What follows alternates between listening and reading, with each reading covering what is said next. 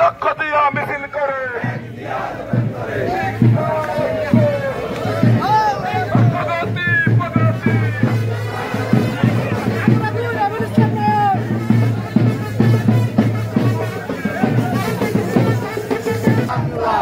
সারা বাংলার শিক্ষা ঐক্য প্রগতি প্রগতি শিক্ষা ঐক্য প্রগতি আর সৈন্যে